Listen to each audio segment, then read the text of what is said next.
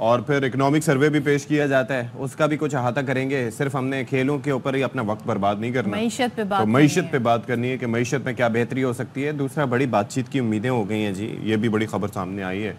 तो बहरहाल आज बजट का थोड़ा तस्करा कर लेते हैं। वो ये है कि इससे पहले ये जो बहुत सारे लोग बातें कर रहे हैं ना कि जी हम इसलिए अमेरिका से मैच हारे हैं क्योंकि IMF, ये तो बड़ा मतलब इतने बड़े बड़े लेवल से ये बातें आ रही हैं। सोचे हम कर्ज मांग रहे हैं उनसे, मतलब ये कोई इन बातों को नहीं बाय करें, ये सब फजूल बातें, हमने नहीं अच्छा किया। नहीं, बात बाय करने की नहीं है, ये मजाक में भी हमें बात नहीं करनी चाहिए फॉर द रीजन कि आप ये देखें कि आप अमेरिका से कर्ज मांग रहे हैं, हम कर्ज मांग रहे हैं और अमेरिका से नहीं, सॉरी IMF से, और कशकोल लेकर फिर हम कह रहे हैं, उसके बाद का मजाक भी उड़ा रहे हैं कि इस बुनियाद पे हम हारे। तो थोड़ा सा सीरियस लेना चाहिए। साजिशी थ्योरी से, कॉन्स्पिरेसी थ्योरी से बाहर निकले, जरा रियलिस्टिक होकर सोचें। नहीं अच्छी परफॉर्मेंस थी। चलें जी, अब बताएं क्या हो रहा है जी। तो बजट की तैयारियां जोर शोर से जारी हैं और इकोनॉमिक सर्वे के हवाले से आज नुकात पर ब्रीफिंग दी जाएगी और आज बाकायदा तौर पर, बाज़ाब्ता तौर पर इकोनॉमिक सर्वे जारी किया जाएगा। और इकोनॉमिक सर्वे बेसिकली होता क्या, वो होता ये है कि जो गुज़िश्ता माली साल होता है, फिस्कल ईयर होता है, उसके अंदर आपने कुछ अहदाफ अपने मुकर्रर किए होते हैं कि हमने इस बजट में ये अहदाफ पूरे करने हैं।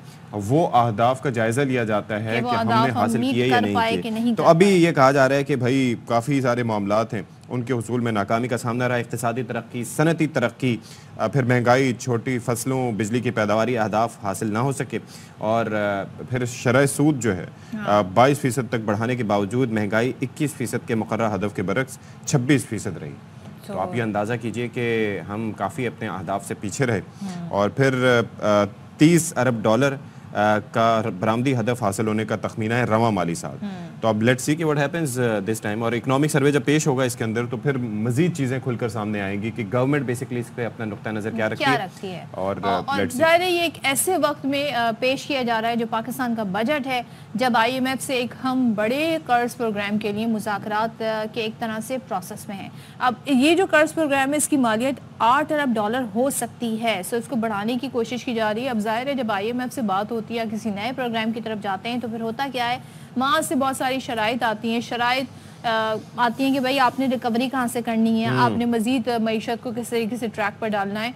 तो वो देखें, अब गुफ्तो शनीद होती है मजीद तो क्या मामला बनते हैं। लेकिन जो अपोजिशन जमाते हैं वो ये कह रही हैं जी ये IMF का बजट होगा, सो इसमें आवाम के लिए रिलीफ क्या होगा, आवाम दोस्त नहीं होगा। तो हमेशा से हम ये देखते हैं कि जब बजट आता है तो बड़ी एक्सपेक्टेशन होती है कि नहीं, मुझे एक बात बताएं ना सदर, कभी आपने सुना है कि आवाम लुड्डियाँ डाल रहे हो, भंगड़े डाल रहे हो?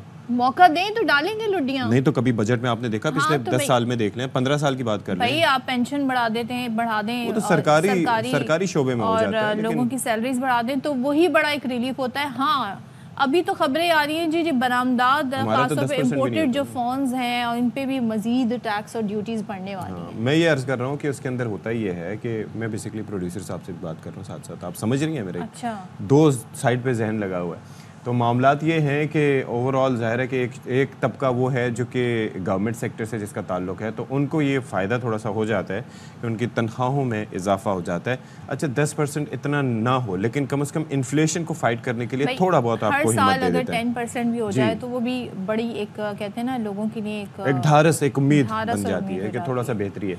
लेकिन बहरहाल अब स्टेट बैंक की जरा बता दें कि शरह सूद में 1.5% कमी कर दी गई है और शरह सूद 22% से कम होकर अब 20.। अमरीकी जरीदे ब्लूमबर्ग ने कहा है कि हालिया कमी मुल्क में 4 बरसों के दौरान शरह सूद में होने वाली पहली कमी है।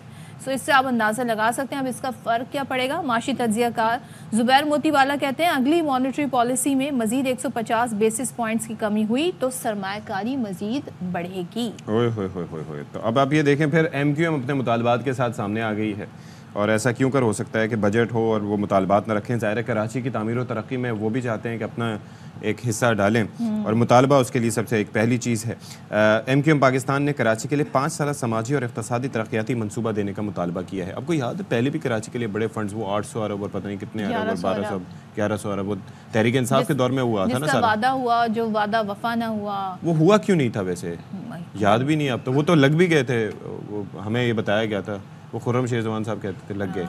वो तो पता नहीं कहाँ हुए, अब ये MQM वाले बता सकते हैं। अच्छा, MQM वालों ने कराची, हैदराबाद, बीरपुर खास के लिए विफाक से अब 38 अरब रुपए के फंड्स मांग दिए हैं और MQM पाकिस्तान ने कराची के लिए पानी का जो मंसूबा है जिसके बेशतर टाइम जो है वो इनाग्रेशन हो चुका है K4 और सिविज के मंसूबे S3 को इसी साल मुकम्मल करने और कामयाब जवान यूथ प्रोग्राम के जरिए नौजवानों को बिला सूद कर्जे देने का भी मुतालबा किया। पानी का मसला बड़ा जेन्युइन है कराची का, लेकिन K4 के हवाले से जब हमने एक बड़ी डिटेल्ड गुफ्तगू की थी कंसर्न पर्सन से, तो उन्होंने हमें बहुत सारे मसाइल बता दिए अब तो उसकी लाइनें भी मेरे ख्याल में वो मतलब वो नए सिरे से सारे प्रोजेक्ट को अब दोबारा से रिव्यू करना तो चलें जी, खुर्रम शहजाद साहब हमारे साथ मौजूद हैं, माहिर मौशियात, उनसे ज़रा बात कर लेते हैं। Morning. Good morning Khurram Shahzad. ये तो भाई बात ये है कि वो क्रिकेट वर्ल्ड कप की तो बात ये है कि वो तो कहाँ का कहाँ चला गया। आप भी काफ़ी एंटिसिपेट कर रहे थे कि शायद हम मैच जीत जाएं, लेकिन वो ना हुआ। तो मेरा आपसे भी इजहार ताज़ियत, और दूसरा ये है कि अब ये बजट में कोई उम्मीदें वगैरह बाकी हैं भाई, वो बता दें ज़रा, क्या एक्सपेक्टेशन कर सकते हैं? जी अस्सलाम वालेकुम एंड गुड मॉर्निंग। देखिए बजट में जो है मेरे ख्याल की बहुत ज़्यादा एक्सपेक्टेशन होनी चाहिए। कोई पॉजिटिव जो है कोई एक्सपेक्टेशन ना रखें तो बेहतर है। उसकी वजह ये है कि IMF प्रोग्राम में हमने जाना है और बहुत सारे टैक्सेस जो है वो ऐड हो रहे हैं, तो उसमें नए टैक्सेस भी हो सकते हैं, उसमें एग्जिस्टिंग टैक्स पे भी टैक्सेस हो सकते हैं जो कि नहीं होने चाहिए। और उसके साथ साथ जो है फिर आपको बताया है हमने जो है अपने जो खर्चे हैं उनको भी कम करना है। तो ये सारी चीजें करने की वजह से आपके यहाँ महंगाई पे भी इम्पैक्ट पड़ेगा और उसके साथ साथ एक आम आदमी पे भी इम्पैक्ट आने वाले दिनों में आ सकता है। ये इम्पैक्ट कितना होगा? ये इम्पैक्ट कितना होगा? ये डिपेंड करता है कि टैक्सेस जो है लेट्स से अगर सैलरी क्लास पे जो कि नहीं होना चाहिए, अगर सैलरी क्लास पे टैक्सेस को बढ़ाया जाता है तो नेचुरली आपका अगर 5% टैक्स ऐड हो जाता है तो 5% का मतलब ये है कि आपकी सैलरी का सीरीज 5% कम हो गया। और उसके अलावा भी अगर आप देखें कि इलेक्ट्रिसिटी, गैस और पेट्रोल पे भी अगर जो है सेल्स टैक्स बढ़ाया जाता है जो कि नहीं है अभी, तो वो भी कोई 15-20 रुपए 25 रुपए ऐड हो सकते हैं। लेकिन अच्छी बात यह है कि पेट्रोल की कीमतें नीचे आई हैं, जो कि एक अच्छा रूम प्रोवाइड करती हैं कि सेल्स टैक्स वगैरह ऐड कर भी दिया जाए और अगले 1-2 पास ऑन जो है वो कम किए जाएं, तो यहाँ पे एडजस्टमेंट्स हो सकती हैं। लेकिन मैं ये सोचता हूँ कि गवर्नमेंट अब ये ना करे तो बेहतर है कि हर चीज़ पास ऑन करे काम आदमी पे, खुद अपने खर्चों को कम करे, सही जगह टैक्सेस लगाए और जो एग्जिस्टिंग टैक्स करे इसको कम करे। ये इक्वेशन हर हाल में रखनी पड़ेगी, अदरवाइज जो है हमारी जो इकोनॉमी है उस तरह से नहीं चल पाएगी जैसा हम चाहते हैं, जैसे हम ग्रोथ। लेकिन मैं एक चीज असल बात यह है कि हम चाहते क्या हैं, that needs to be understood. मुझे ये बताइए कि जब आप किसी से कर्ज लेते हैं तो फिर जाहिर है कि जो कर्ज देने वाला है, अब हम इस एतबार से बात कर रहे हैं कि IMF हमारी हर चीज़ मैनेज कर रहा है। अब जहाँ पर वो आपको याद है वो सुनने में आया था कि दूध वगैरह की कीमतों को भी कहा कि जी ओपन मार्केट पे इस तरह से छोड़ दिया जाए और इस तरह से तयन ना करे। तो इस तरह से माइक्रो मैनेजमेंट जब हो रही है तो ये खर्चे जो हुकूमती हैं, ये जो वज़रा की मुराद हैं, ये जो प्रोटोकॉल्स हैं, ये जो फ्यूल का एक्सपेंस है, जो पर्क्स एंड प्रिविलेजेस हैं इधर उधर लेफ्ट एंड राइट, ये उनको दिखाई नहीं देती। आवाम के ऊपर एक्स्ट्रा टैक्स लगाने को तैयार होते हैं, ये सारी चीज़ें मैनेज करने को तैयार हैं। तो इन चीज़ों को भी मैनेज करवाएं वो गवर्नमेंट से। बिल्कुल, देखिए मैं फिर बार बार ये कहता आया हूँ कि IMF को ये आपको पता है, ये हमने बड़े ज़बरदस्त तरीके से आवाम और IMF को सामने कर दिया है और बीच में से जो डिसीजन मेकर्स हैं जो साल आते रहे हैं, जिन्होंने एक्चुअली अपने फाइनेंसेस, मुल्क के फाइनेंसेस ठीक नहीं किए, अपने फाइनेंसेस ठीक किए हैं और इवेंचुअली ये हुआ कि मुल्क को IMF के पास जाना पड़ा।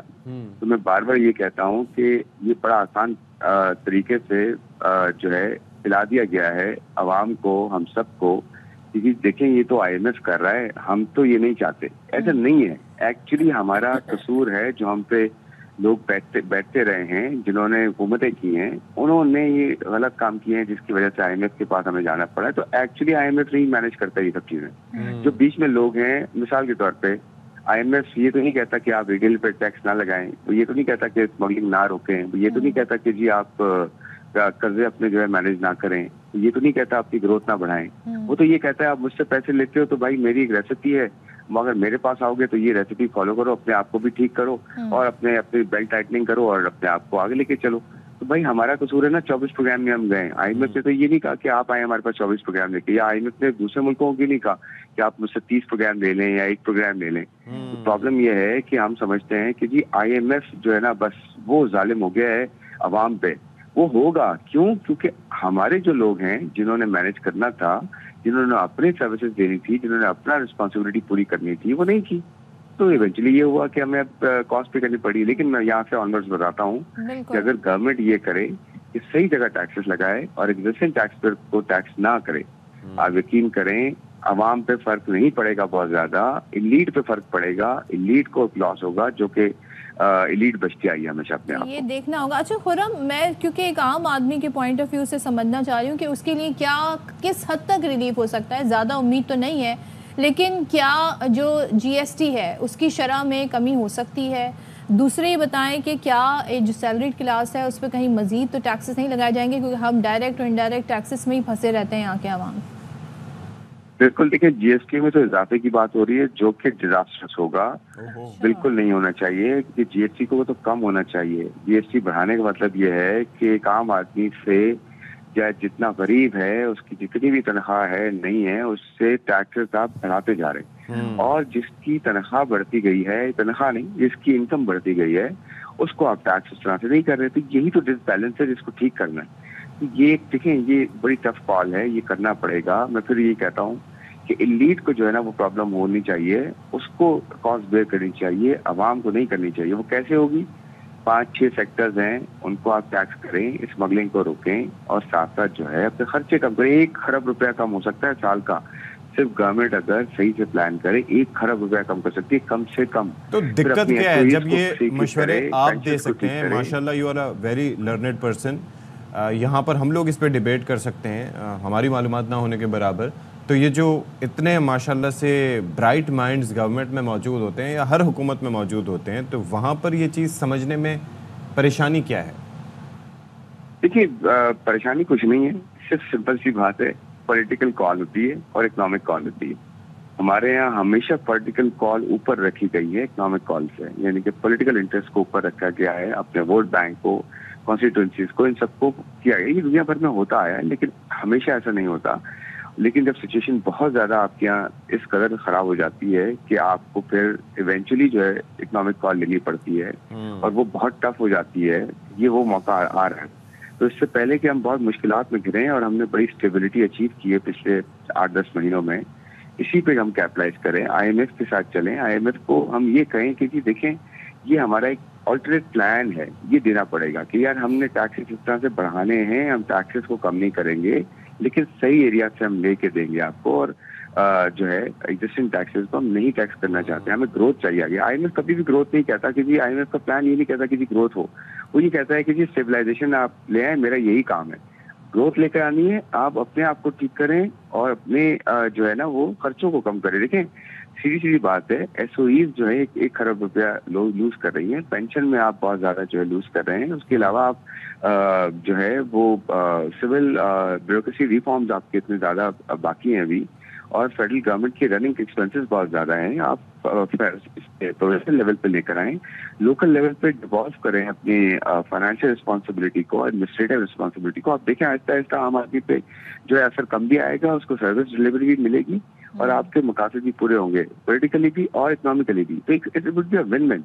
मेरे ख्याल में सोचने की जरूरत है, डिसीजन लेने की जरूरत है, पॉलिटिकल विल की जरूरत है, सब कुछ हो सकता है। बिल्कुल, आपने कहा कि पॉलिटिकल विल की ज़रूरत है, एक्शन लेने की इस पर ज़रूरत है। Thank you so much Khurram. और ज़ाहिर है आज तो इक्तिसादी सर्वे पेश किया जाएगा, कल बजट है, उसके बाद पोस्ट बजट सिनेरियो होगा, तो फिर ज़ाहिर हम वक्तन फ़वक्तन खुर्रम और दीगर जो हमारे इकोनॉमिस्ट हैं उनसे इस हवाले से गुफ्तगू करते रहेंगे। लेकिन कुछ अच्छे की उम्मीद नहीं है, जिस पर वो कहते हैं कि उम्मीद पे दुनिया कायम है, लेकिन यहाँ पर अच्छे की उम्मीद नहीं है, क्योंकि इकोनॉमिक कॉल ज़्यादा इंपॉर्टेंट होनी चाहिए उसूलन तो पॉलिटिकल कॉल से। लेकिन और देखिए हमने ये देखा है कि पॉलिटिकल इंटरेस्ट को ऊपर रखा जाता है। वो प्रेशर भी नहीं है जो लास्ट ईयर था, यानी कि लास्ट ईयर इलेक्शन से पहले का जो बजट था उसमें थोड़ा सा ज़ाहिर होता है कि आवाम में जाने के लिए, आवाम से वोट हासिल करने के लिए थोड़ा आवाम रिलीफ बजट की लोग उम्मीद रख रहे थे। लेकिन इस बार देखते हैं क्या होता है, और मईशत को भी मज़ीद ट्रैक पर लाना है। सो क्या होता है, लेट्स सी।